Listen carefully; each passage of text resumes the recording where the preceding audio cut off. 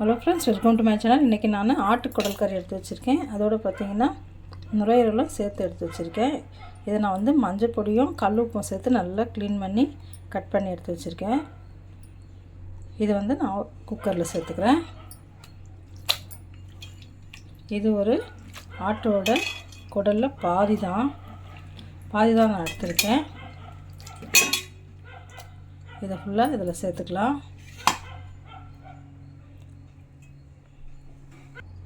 இப்போ இதில் பார்த்திங்கன்னா கொஞ்சமாக மஞ்சள் பொடி சேர்த்துக்கிறேன். அதோட கொஞ்சமாக இஞ்சி பூண்டு பேஸ்ட்டும் சேர்த்துக்கிறேன். அதோட இப்போ இது வேகிறதுக்கு கொஞ்சமாக கல் உப்பும் சேர்த்துக்கிறேன். அதோட ஒரு கொத்தளவு கருவேப்பிலை சேர்த்துக்கலாம். இப்போ இது மூழ்கிற அளவுக்கு தண்ணி சேர்த்துக்கிறேன். நான் இப்போ வந்து கிரேவி மாதிரி செய்ய போகிறேன். அதனால் கொஞ்சமாக தண்ணி, ஒரு டம்ளர் அளவுக்கு தண்ணி சேர்த்துருக்கேன்.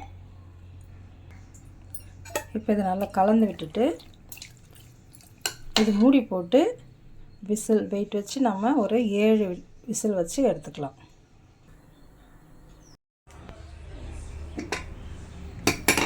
பார்த்திங்கன்னா நான் குக்கரில் வச்ச குடல் கறி நல்லா வந்திருக்கு. இது அப்படியே இருக்கட்டும். இப்போ அடுப்பில் ஒரு கடாய் வச்சுருக்கேன்.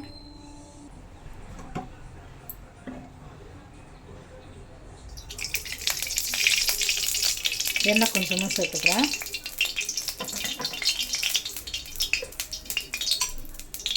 அதோட சோம்பும் சீரகமும் கொஞ்சம் சேர்த்துக்கிறேன். நல்லா பொரியட்டும். சோம்பு சீரகம் நல்லா பொரிஞ்சிச்சு பாருங்கள். இப்போ கொஞ்சமாக புதினா சேர்த்துக்கிறேன்.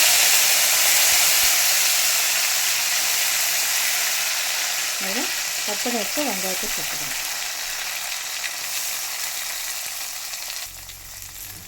இப்போ வெங்காயம் வந்து நல்லா வதங்கணும். நம்ம இதை நல்லா வதக்கிக்கலாம். கலர் மாறணும். அந்த அளவுக்கு வெங்காயத்தை நல்லா வதக்கி செய்தோம்னா டேஸ்ட்டாக இருக்கும். வெங்காயம் நல்லா வதங்கட்டும். வெங்காயம் பார்த்திங்கன்னா இந்த அளவுக்கு நமக்கு வதங்கணும். நல்லா வதங்கிச்சு பாருங்கள். இப்போது வெட்டி வச்சுக்க தக்காளி சேர்த்துக்கலாம்.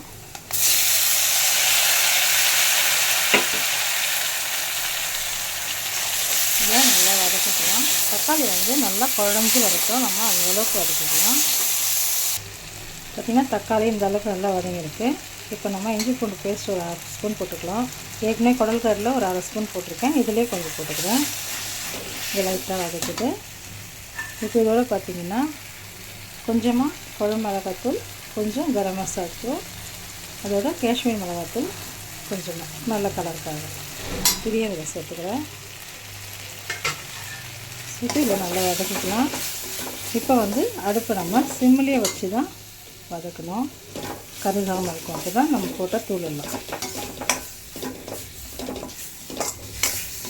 பார்த்திங்கன்னா ஒரு தொக்கு பதத்துக்கு வரும். அது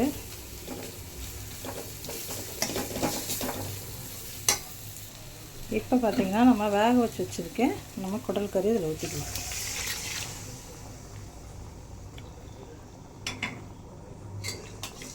நல்லா கலந்து விட்டுக்கலாம். இப்போ அடுப்பை கொஞ்சம் ஹையில் வச்சு நம்ம இது நல்லா கொதிக்க விடலாம். இந்த ஸ்டேஜில் உப்பு காரம் செக் பண்ணிவிட்டு நம்ம இதை கொதிக்க விடலாம். நம்ம காரம் பத்தலை இல்லை உப்பு சரியாக இல்லைன்னா இந்த ஸ்டேஜில் நம்ம சேர்த்துக்கலாம். பார்த்திங்கன்னா நம்ம குடல் கறி கிரேவி சூப்பராக ரெடி ஆகிடுச்சு. அதில் மேலோட்டு நம்ம கொத்தமல்லி தூவிக்கலாம். இது அப்படியே ஒரு மூடி போட்டு மூடி ஒரு 5 நிமிஷம் கழிச்சு சாப்பிட்டோம்னா ரொம்ப டேஸ்ட்டான ஒரு கிரேவி நமக்கு ரெடி ஆகிடுச்சு. இது வந்து நான் கொஞ்சம் குழம்பாக வச்சுருக்கேன். இதை வந்து இன்னும் கொஞ்சம் வற்றி வரணும். வற்றி வந்துச்சுன்னா நமக்கு சூப்பரான ஒரு கிரேவி ரெடி ஆகிடும்.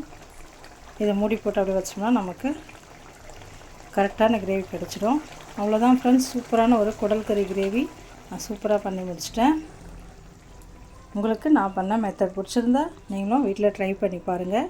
இதை சாதத்தோடு பசந்தும் சாப்பிட்டுக்கலாம், இல்லை சைடிஷ்ஷாக வச்சும் சாப்பிட்டுக்கலாம், இல்லைன்னா இட்லி, தோசை, சப்பாத்தியோடு வச்சு சாப்பிடுவோம். சூப்பராக இருக்கும் ஃப்ரெண்ட்ஸ். ட்ரை பண்ணி பாருங்கள். கமெண்ட் பண்ணுங்கள். எங்கள் சேனலை சப்ஸ்கிரைப் பண்ணுங்கள். இந்த வீடியோவை லைக் பண்ணி ஷேர் பண்ண மறந்துடாதீங்க. Thank you friends. தேங்க்யூ ஃபார் வாட்சிங். பாய்.